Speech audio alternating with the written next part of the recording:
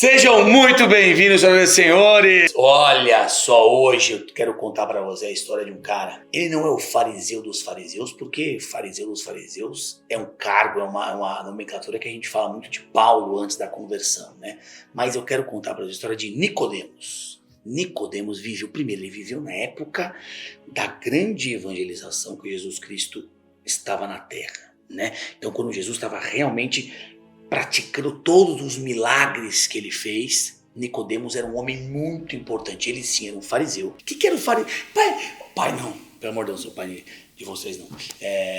Fred, o que é o negócio do fariseu? Deixa eu explicar pra você que o fariseu, cara, ele era dentro do judaísmo, dentro da religião judaica, eram homens sábios. Eram sacerdotes muito importantes, eram homens conhecedores, eram homens que conheciam extremamente o poder da lei vinda lá de Moisés. Então, esse fariseu, esse cargo, essa casta fariseu, eles eram muito importantes na época. Eles eram grandes conselheiros, eles eram grandes homens de grandes discursos, né? Eles eram grandes treinadores de judeus e eles eram os grandes responsáveis pela imposição das leis e das regras judaicas na época. Mas aí Jesus veio chegando, veio desenrolando, toque em um, o cego escuta, toque em outro, o aleijado anda, toque em outro, o cego escuta. Pô, Pedrinho, eu falei, olha o que eu falei, cara. Falei, toque em um, o cego escuta. Não, Jesus era poderoso, mas também não precisava, porque o cego escuta normalmente, né? O cego não enxerga.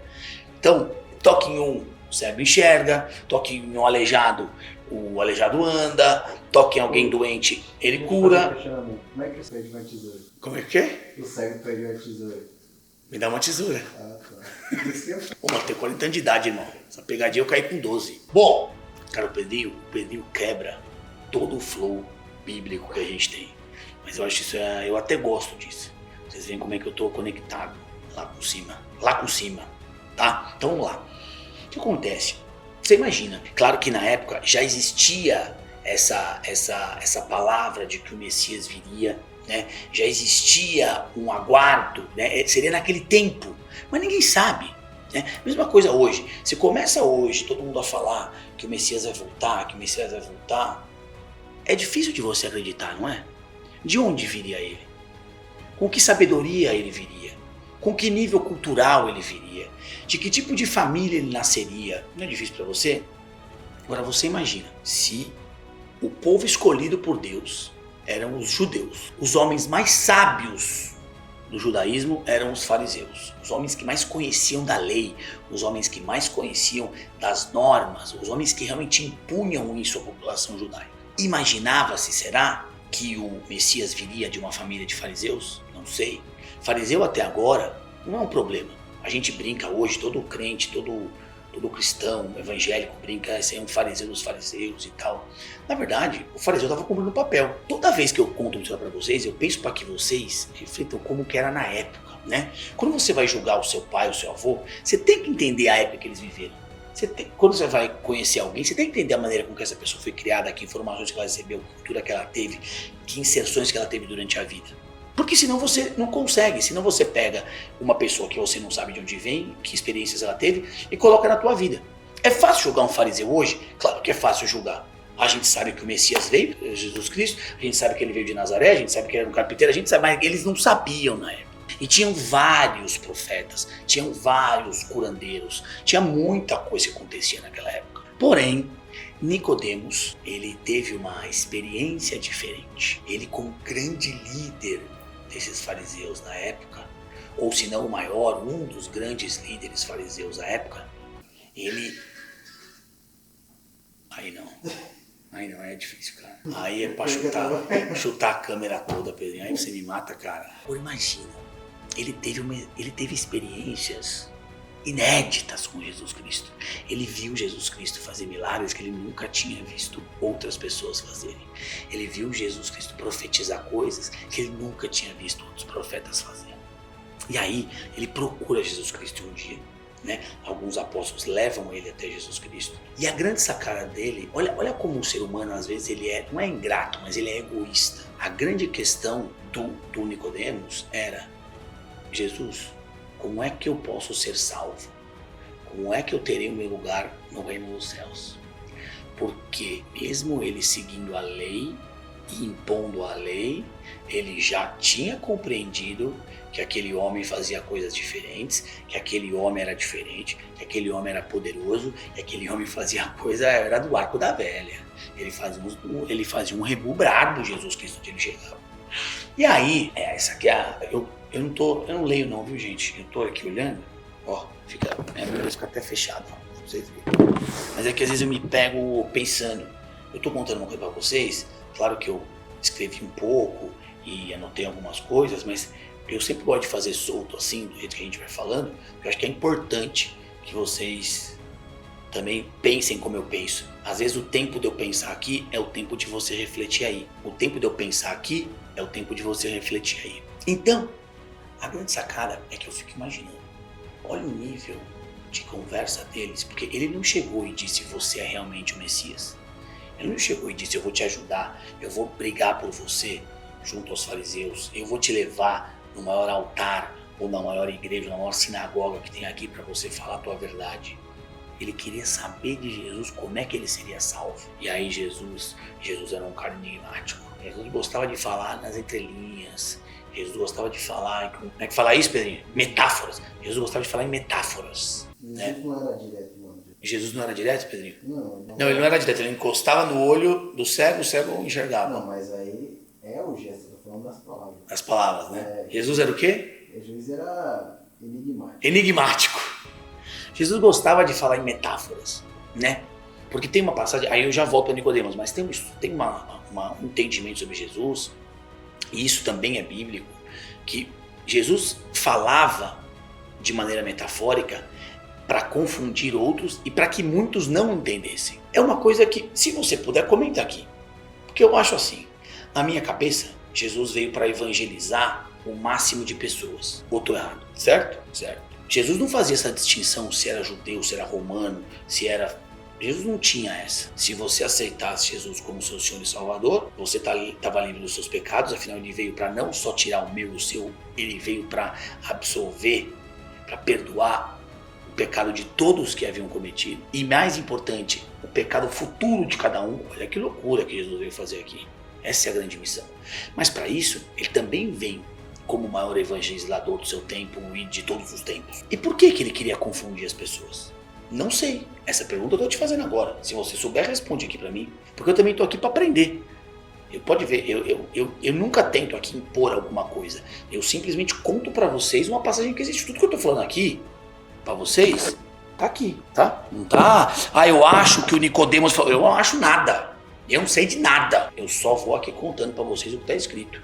Eu conto de um jeito diferente, exatamente para fazer você entender que essa palavra não é só para gente velha, gente muito crente, gente muito católica, um cristão muito fervoroso. Essa é a palavra para todo mundo. Isso aqui é o manual da vida. Cada passagem dessa aqui consegue te mostrar como você age em determinados momentos da sua vida. Não precisa ser religioso, não precisa ter nada. Isso aqui é o manual da vida. Mas... então vamos voltar, Pedrinho, porque hoje eu tô muito devaneado. Cara, o que eu fico louco é que assim, só pra vocês entenderem, não importa quantas pessoas estão assistindo lá de lá, tem uma pessoa me assistindo aqui. E essa pessoa agora está no TikTok. Não tô no TikTok, eu tô trabalhando. Tá trabalhando, mas o trabalho dele deveria ser operar essa câmera. Ele não tá ouvindo o áudio, não sei se o áudio tá bom pra vocês. Excelente. Ele não... Eu sei o que eu tô fazendo. Olha lá, ele tá lá, sentado no sofá. Não sei se isso aqui vai pro ar também, que agora já tá ficando muito parafernália. Senão, meu povo gosta disso aqui tudo. Eles gostam de uma piadinha, mas não gostam de uma piadona longa. Pô, cara, que difícil. Olha, eu não sei como é que vocês aguentam. Quer dizer, vocês aguentam porque vocês não precisam aguentar. Esse ser humano maravilhoso, épico abençoado, homem de Deus. Então vamos lá. Dá uma olhada. Jesus falava de maneira confusa, falava de maneira metafórica, com o objetivo de se fazer entender a alguns e de não se fazer entender a outros. Por quê? Eu também não sei. Essa resposta não tenho. Se você tem, comenta aqui que eu quero saber. Tá? Mas aí ele fala para Nicodemos assim, você tem que morrer e nascer de novo. Quando ele fala isso para Nicodemos, qual que é a linguagem específica e qual que é a linguagem linear e literária de uma colocação dessa? Nicodemos pensa, eu não consigo morrer e voltar para a barriga da minha mãe para nascer de novo. Então ele não entende, porque se eu tiver que morrer eu não vou voltar, certo? E se eu tiver que morrer, eu não tenho certeza se eu vou pro reino do céu. Então eu não posso morrer. O grande interesse de Nicodemos não era ajudar Jesus, não era tornar Jesus o Senhor Salvador, não era proclamar Jesus como Messias, Filho de Deus. O grande questionamento de Nicodemos era: como é que eu faço para ir para o reino do céu quando eu morro? Jesus falou para ele: morra e nasça de novo. O que Jesus quis dizer com isso? Não é morrer na carne, não é morrer no físico, é morrer no espiritual, é se repensar, é se refazer, é aceitá-lo agora, um velho, líder dos fariseus, um senhor, não é um velho, mas é um senhor, sábio das leis, impositor das leis, tem que abrir mão de tudo isso e aceitar Jesus como seu Senhor e Salvador. Para você que é convertido, parece fácil, você já fez isso. Para você que tem desejo de se converter, parece algo próximo, está próximo disso. Mas para aquele homem não havia possibilidade. Quando ele compreendeu que o que Jesus queria é: larga tudo, larga tuas riquezas, larga tua casa, larga as coisas que você tem, larga as coisas que você conquistou e caminhe comigo. Me aceite e caminhe comigo. Ele não pôde. Ele abriu mão de caminhar com o Filho de Deus para não deixar as coisas que ele conquistou até lá. Ele está errado. É fácil você apontar o dedo para o fariseu e para o Nicodemos e dizer: pô, você é bundão. Mas naquela... Gente, para e pensa na época. Imagina você. Se coloca no lugar. Eu sou um grande líder espiritual, ou eu sou um grande líder de uma companhia, tá? Sou grande líder de uma companhia, sou diretor, presidente de uma empresa, tenho bom salário, tenho carro com motorista, tenho casa, meus filhos estão numa escola boa, viajam todo ano pra Disney. Aí vem um cara e fala assim pra você: pô, vem ser meu sócio, vem trabalhar pra mim, nós vamos começar lá de baixo. Esquece, não é vender e ficar com dinheiro não, tá? Não é vender e ficar com dinheiro na conta, é larga e vem comigo. Você faria? Você tinha que ter muita certeza de quem era esse homem. E ele ainda não tinha. As provas ele tinha, mas o coração dele ainda não tinha a certeza. E aí, Jesus continua a sua trilha. Nicodemos continua a sua outra para o outro lado. Continua sendo fariseu, continua impondo a lei. Porém, ele sabe que aquele homem é diferente. Ele sabe que aquele homem é poderoso. Ele sabe o que esse homem conseguiu fazer para muita gente ao redor dele. E ele também começa a falar. Ele não aceita mais que persigam Jesus, né? Então ele começa também a fazer campanhas a favor de Jesus. Não como o Messias, mas sim como um homem muito poderoso, um homem de Deus que não deve ser preso, não deve ser morto, não deve ser perseguido. Mas não levantou a mão para dizer que ele era o Messias. E aí, na sua morte, tem uma cena muito importante, que o capítulo e o versículo estão aqui embaixo, o Pedrinho vai colocar, prometo, aqui na descrição do vídeo. Nicodemos é um dos poucos homens que participam depois da morte, né, do ritual de organização do corpo, do sepultamento de Jesus Cristo, por crer tão fortemente no poder desse homem. Existem relatos pós-bíblicos que ele vai se converter ao cristianismo e vai sim aí aceitar, mesmo já morto, Jesus como seu Senhor e Salvador. Inclusive ele é expulso da congregação ali, daquela casta dos fariseus, expulso inclusive de Jerusalém, mas no final ele se converte, no final ele aceita e certamente consegue o caminho para o reino do céu que ele queria. Mas olha que loucura, você está diante do homem mais importante que já pisou na terra, na história desse planeta, e você não consegue abrir mão das coisas materiais para caminhar com ele, ou porque você realmente faz muita questão de tudo que você conquistou, ou porque você não tem certeza de quem é esse homem naquele momento. E anos depois, algum tempo depois, realmente ele participa do sepultamento de Jesus Cristo, mas anos depois ele se converte e aceita Jesus. Essa é a história de Nicodemos, um grande fariseu. E eu não estou criticando, porque aqui para mim fariseu não é crítica, fariseu era um cargo, uma casta que existia. Tá bom? A história de